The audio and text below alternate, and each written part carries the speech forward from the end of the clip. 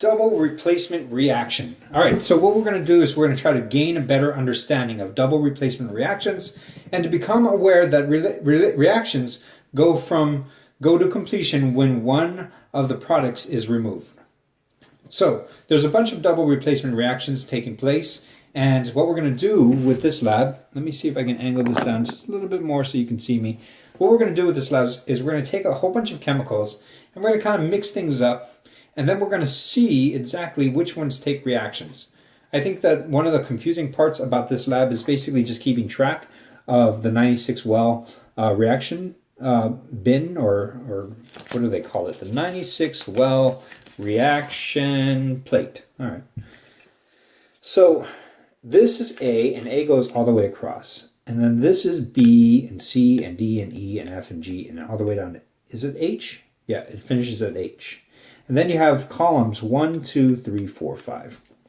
So what we're going to do is we're going to put one chemical that goes all the way across, and then one chemical that goes all the way across, and one chemical that goes all the way across, and one chemical that goes all the way across. Then we're going to take another chemical and go this way down, a different one here, a different one here, and a different one here. And so we're going to have this grid of 16 different types of mixtures, and we're going to see which one of these actually undergoes a double replacement reaction. Again, when I say something like A1, think of it like the old school game of Battleship. A1 is row A, column 1. That would be this thing right here. Whereas B1 would be row B, column 1. Okay, so first thing they want is calcium nitrate. That's this guy right here. And they want to go A1 through A4, put 3 drops of each. So 1, 2, 3, 1, 2, 3 of the same thing, and 1, 2, 3, and all the way to A4, right? 1, 2, 3. Okay. Now we're going to use copper nitrate in the next one. We're going to go across B1 through B4. So 3 each. This is a blue solution. 1, 2, 3. 1, 2, 3. 1, 2, 3. 1, 2, 3. Okay. Now I apologize for this in your example video, but I've ran out of lead nitrate. So I'm going to use iron nitrate and see if that does anything different with the experiment. But you would use lead nitrate. But then again, I'm just showing you how it's done. So we got C1, so it's 1, 2, 3, 1, 2, and 3. You don't need to hear me counting to 3. Okay, and zinc nitrate for the bottom one. So, well, D1 through D4 is going to have zinc nitrate, and it's going to go across. So I'm going to go 1, 2, and 3, 1, 2, and 3, 2, and 3, 1, 2, 3. All right. Now, what we want to do is we want to go vertical now. So, in the first well, we're going to put potassium iodide. That is this clear solution. I'm going to go 3 drops in each. Yep, 3 drops. So I'm going to go A1. 1, 2, 3. B1 is 1, 2, 3. Oh, C1 is 1, 2, 3. And D1 is 1, 2, and 3. Now, to be honest with you, I noticed, and I'm going to show it to you right now. Maybe you can, no, you can't really see it this way. Let me see if you can see underneath it. Okay. All right, so check this out. See B1 and B2 and B3 and B4? That's the B row is the blue stuff. It's the copper nitrate. But when I put in B row B into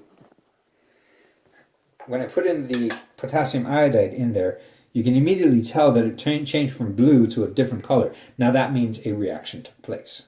And that's all you need to do. If you see a precipitate or some kind of reaction or change of color, that's when you know a reaction has taken place.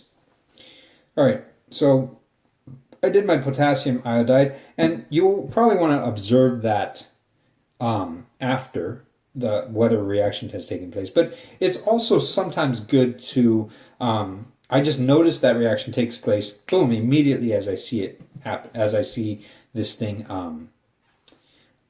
go inside of the tube. And so I can write that down maybe. Yes, a reaction has taken place. All right, the next one is potassium hydroxide. So we're going to go that in column number 2. 3 each. I'm going to start with A2. 1, 2, 3. 1, 2, 3. 1, 2, 3. 1, 2, 3. You get good at dropping these things inside. All right. Then I want potassium oxalate, or sodium oxalate, sorry. That would be what, the Na2O, whatever. Na2C2O4. So it's 1, 2, 3. 1, 2, 3. 1, 3. I don't know why I feel the need to like tell you or count in front of you, but. And the last one is sodium sulfate. Good old Na2SO4. And we're going to go 3 drops in column 4.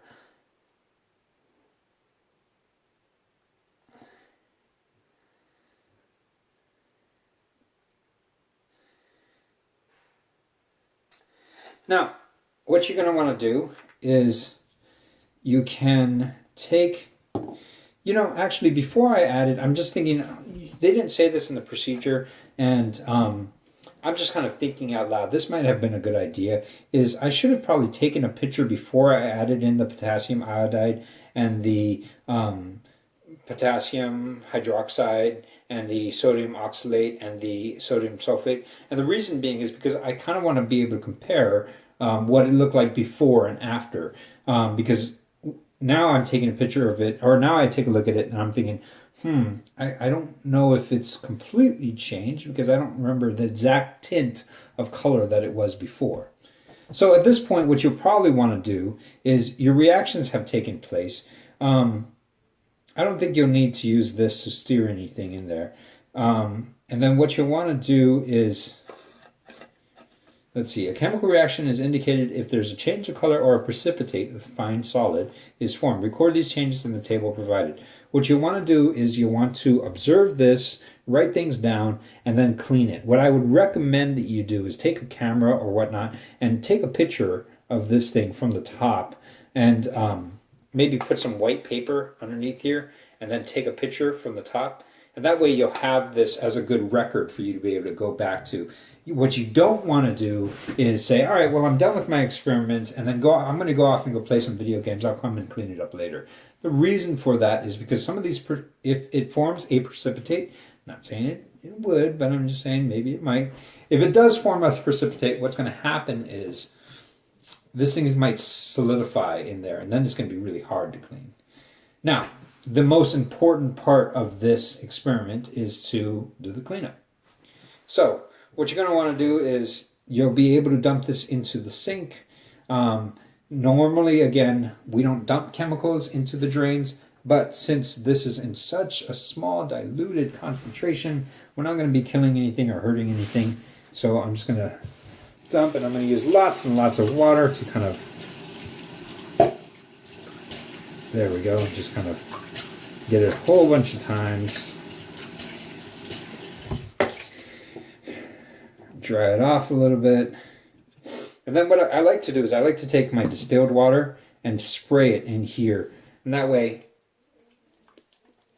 I know that I can use this next time. Because if I use just regular water, what's might happen is there might be some kind of residue from the different things inside of the pipes, or the calcium or whatnot, that will get inside of here. So if I use distilled water, that will basically kill everything and take care of it.